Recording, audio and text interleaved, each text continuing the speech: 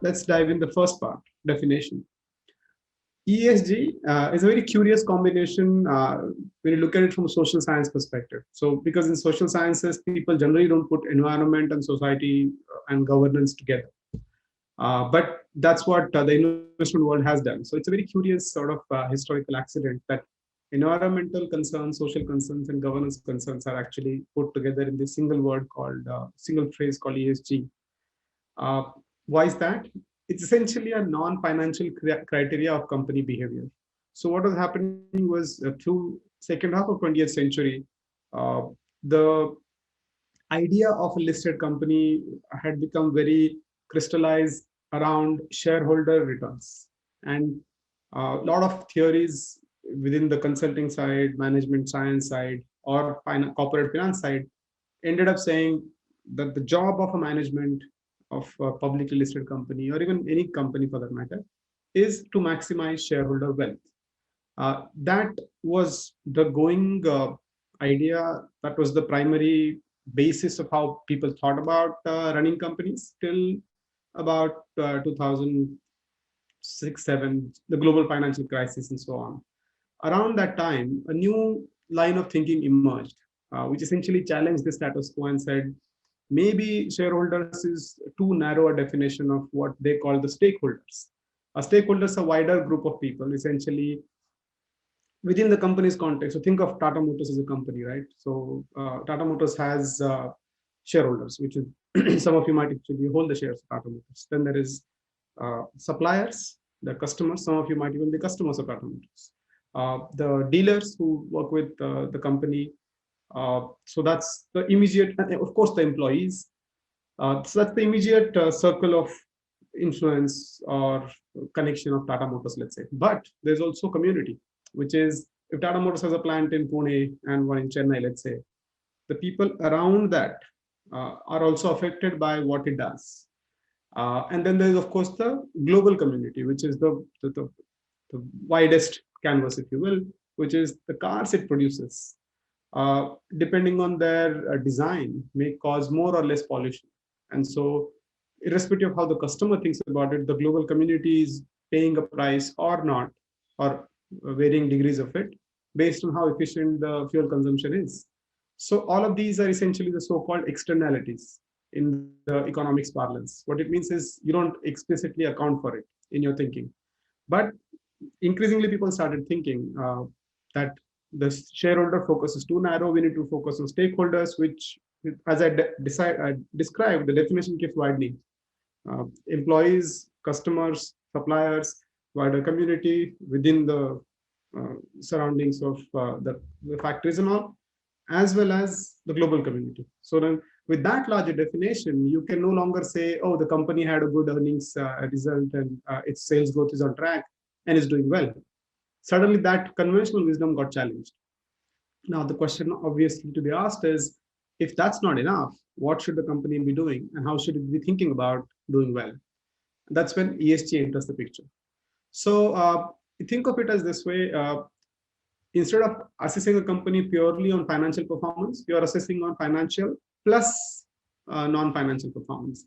And ESG is a way of covering the non-financial side of it relatively precisely. It's still evolving, but it's now starting to come together in some form and shape. Which then goes back to my original observation that outside of investment world or a corporate finance world, environment, social, and governance don't go hand in hand. As in, people don't think of it together. If you're a professor of environmental sciences, one rarely thinks like, oh, what is the impact on governance of this? And if you focus on governance, as a couple of days ago, I spoke to a professor in Ahmedabad who focuses on governance. To him, environment is a third level consideration, maybe not even consideration. So outside of investment world, these are separate silos. But for investing in corporate finance purposes, they are put together because they summarize very quickly what non-returns or non-financial criteria of company behavior are. These are essentially superset of specific ideas that you've seen in the past, like green bonds or impact funds. This is sort of a covering everything within that, and there are lots others which are neither green bonds nor impact funds, but yet are ESG. But it is a subset of ethical investing. So what is the wider definition of ethical investing? It's essentially anything which is a non-financial criteria based on values of a person, uh, which imply anything such as, say, Sharia investing is ethical investing, or some some Hindu investors may say, I want to invest only in non-meat processing companies. That's ethical investing.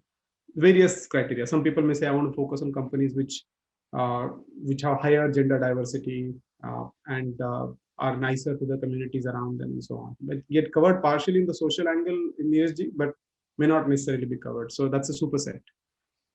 Now, there's a common misconception that ESG means it's something to do with NGOs, philanthropy, and so on, which is entirely incorrect. Impact fund, you can say, goes some way towards being a little bit more philanthropically driven. But ESG is actually clearly an investment mandate. It's essentially like saying, just as I would invest in only, say, emerging market companies, if I were, say, sitting in US, it's like that. It's a mandate. It doesn't necessarily say which companies you invest in, which ones you don't, but it gives you a universe to work with. So ESG is that broader definition. It's not about handing out money to an NGO or giving it away to philanthropy in some form. As you will see later, so impact funds differ from ESG wider funds in that context.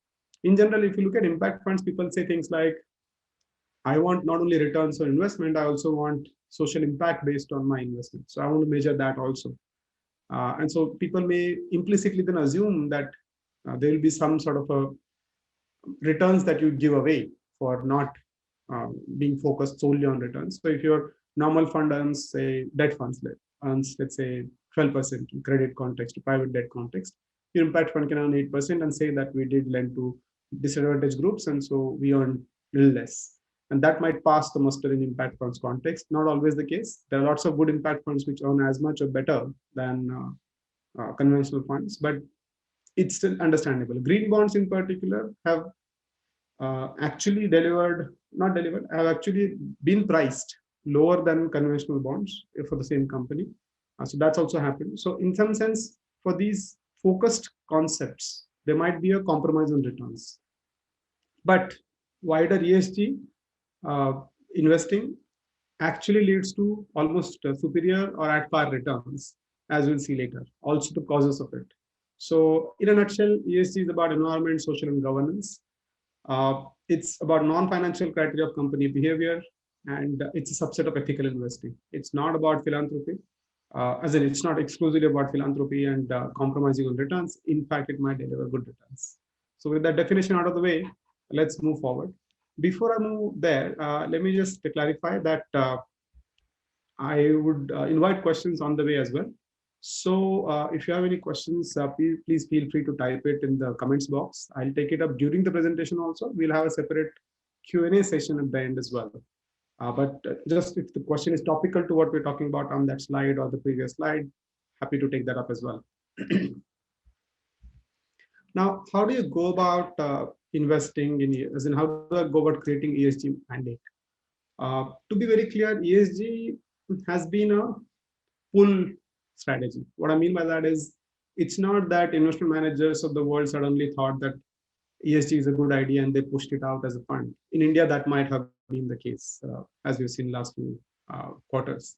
Globally, though, ESG was an investor request or demand, if you will. So institutional investors, especially in Europe, started demanding greater ESG performance of their investee companies. So even think of it as a pension fund or some sort of a sovereign wealth fund, going to a private equity fund or a mutual fund focused on, say, India, US, Japan, wherever, and telling them that, look, I obviously want superior risk-adjusted returns, sure, but I don't want to invest in companies which deal in conflict diamonds, just to take an example.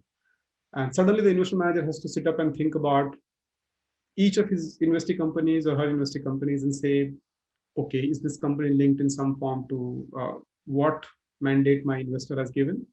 And so these are not returns-based mandate. It's not like saying invest in high EBITDA companies or invest in companies with high ROC. It's like saying the company is in some sort of a questionable business. I want to stay away from it.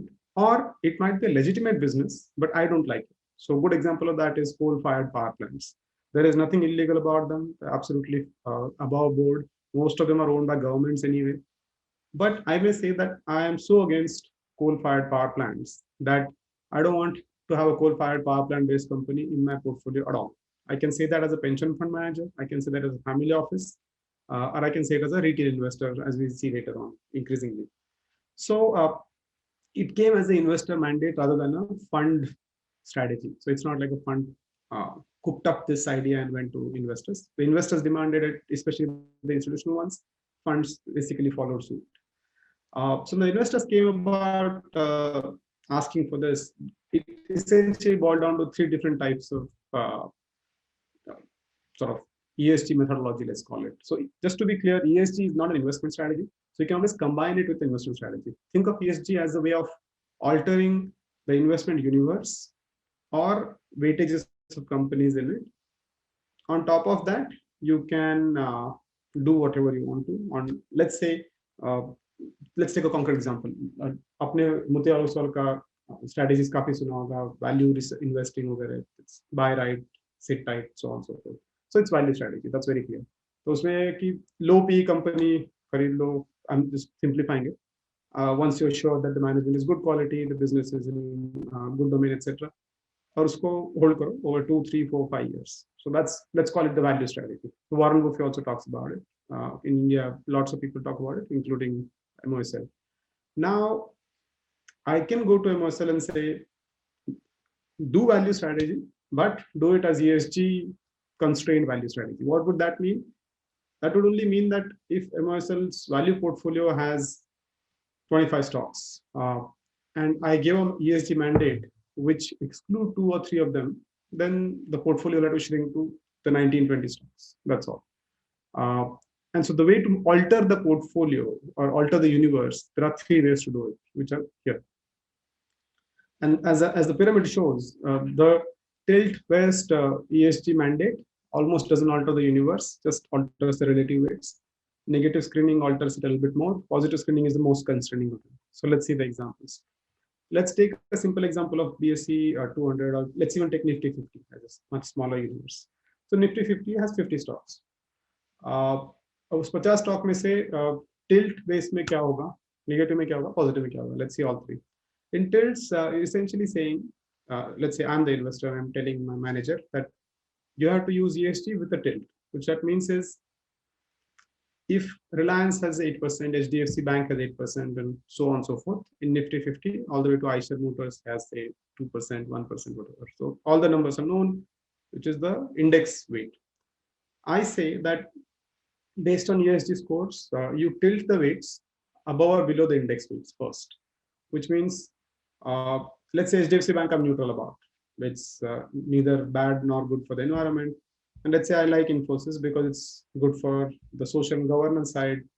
And I like NHPC, hydropower, and I don't like NTPC, just to take simple examples. Now, I essentially say that if the weight of NTPC was 3%, you make it 1.5. The weight of NHPC was 1%, you make it 1.75. The weight of HDFC Bank was 8%, you keep it 8% because I don't care one way or other. And what other examples? So anything else which I dislike, you reduce the weight from the base weight. If it's good, then increase the weight. Say microfinance, I want to increase the microfinance. So on and so forth. So I give this variation and then I hand it over to the manager. The manager then says, okay, all of this is good. This is my revised index, if you will. And my value strategy suggests that NHPC is not a good investment from financial perspective. So then I'm going to reduce the weight from 1.75. So 1 was the index weight, 1.75 is after the ESG field. The value investment manager brought it down and said, okay, this is 1.25. But let's see where it differed. 1% was the weight. And if I left it with no mandate, no ESG mandate, simple value mandate, the manager would have essentially reduced the 1 to 0.75, maybe 0.5. Because the ESG mandate was there, it became 1.25. It was still lower than 1.75 that I suggested, but it was higher than what it would have been without it. Likewise, NTPC, let's say the investment manager really likes NTPC. It's a great growth stock and lots of power plants coming up. good PPS signed, etc., etc. 20 reasons why it's a good stock. But I had reduced it from 3 to 1.5, so he can only take it to, or she can only take it to, say 2 or something of that sort. So this is the idea of tilt, which is I tilt it away from ESG compliant, towards ESG compliant companies and away from ESG compliant companies, but keeping everybody still in the portfolio, and then give it to investment manager and say, okay, now you operate on this, right? So that's the broad idea of tilts. So as you can see, I leave the universe of investment unchanged. 50 stock थे Nifty 50 में, 50 stock ही दिए investor को, investment manager को, और उसने उसमें फिर कुछ को कम किया, कुछ को ज्यादा किया, beyond what I had done. So it's an overlay, not a sort of a excluder or includer. Coming to negative screening, it's a simple exclusion criteria. So let's start with same Nifty 50 stocks. Now this time when I go to investment manager with the value strategy, I tell him कि आप वो 5 stock में invest नहीं कर सकते, just don't touch them. So I say, okay, my list is NTPC, let's say chemicals for Asian Paints, and let's say somebody has a poor governance, DHFL back then when it was still in the index, DHFL, India Bulls, and one more, let's say. So these 5 companies, because of ESG reasons, the scores are low on either one or more criteria. So each of these things generally tend to have a score. E will have a score, S will have a score, G will have a score. There'll be providers like Reuters or Bloomberg or Sustainalytics and others. Even ASCII does ESG scoring, as in my company. So you get the scores, take average, or you can say, I only care about environment, so I only put a constraint on that. Either way, you create a cutoff and say, companies below this cutoff will just not be invested in. They're out of my universe. So I have this clean conscience that this company is not there, even with a small tilt. So in case of the tilt-based portfolio, NTPC was still there. In negative screening, it won't be there if I don't want it. So my value investor now has to work with not 50 stocks with different tilts. He or she has to work with 45 stocks. But now in the 45 stocks, I have no mention of tilts or preference or deep preference in a simple negative screen. I may combine the two, but that's another point. So if I don't combine, then I simply have one case of, okay, if someone is asked for ESG full form, it's environment, social, and governance. I presume you might have joined a bit late. So let me just go back there in case more people have also missed it. Yeah. So ESG definition of environment, social, and governance criteria, which are non-returns financial criteria for company behavior, is a subset of ethical investing. It's not about philanthropy, but in general, we found out, and we will find out, that it delivers good returns too. Yeah, so we are on negative screening. Negative screening is when you essentially say, this company is damaging to environment or society or governance, so just take it out. Everybody else is fine. So do what you want. So I don't any longer care about HDFC Bank versus, say, some microfinance company. They both, according to as you wish as a value manager, feel free to vary them. This is negative screening logic. In tilts, I did care about it, so I said, increase it, decrease it, so on and so forth. In negative screen, I just screen it, take out the quote unquote bad companies and leave the rest. Positive screening is even more constraining. So there I say, again, starting with Nifty 50, I say, I don't want to invest in companies which are not very good performers on environment, social, or governance criteria.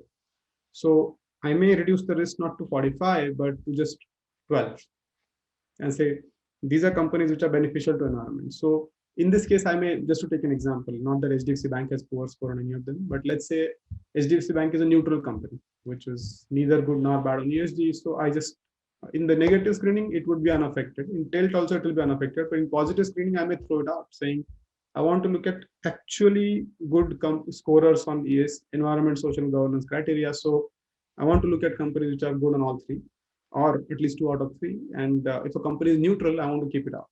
So positive screening is saying that's now my strong preference for these companies. Now within that, Mr. Investment Manager or Miss Investment Manager, please feel free to run your value strategy. It's much harder, I understand, because positive screens generally bring things down quite a bit. We'll essentially be left with just 1/5 or 1/10 of the original list. Nifty 50 is probably an odd example for this because 50 will become 10. But if you start with Nifty 200 or even BSE 500, you'll be left with still 50, 60 companies to work with. and in which case you may say positive screening is a good idea. So think of it this way. Tilt is just saying that, like a mutual fund version. So you generally a diversified fund. There's no point in excluding things, including things. And I don't have a strong point of view. I just want to be ESG biased, pro ESG in some forms. Just tilt it to my liking. Negative screening is saying that my investor mandate is very strong, saying stay away from. So a good example of negative screening is Sharia funds. They are not part of ESG funds, but think of it as ethical investing. So you stay away from tobacco, alcohol, gambling, hospitality, interest paying and interest bearing securities, companies. That's negative screens. So you can just exclude them. It doesn't matter whether they are less or more. If some company does engage in gambling, promotes gambling in some form or other, it's just out, even if it's only 1% of the revenue or 10% of the revenue. Whereas in TILs, it won't go out, it'll just be reduced. Positive screening is when you actually significantly constrain it, and think of it as an impact fund. So it's like saying, I already figured out these 20 companies are good. Now within that, you can apply some financial criteria and increase and reduce their weights, but I like these 20. What's the negative screening is I dislike these 10. So leave them out and do what you want with the rest. Whereas in positive, it's like, I like these 20. Let's work with only these. That's the difference. Globally, the biggest one is negative screening and tilt. Positive is rarer because it does put a lot of onus on the investor to figure out all of this and leaves a lot less room for the investment manager to work with that.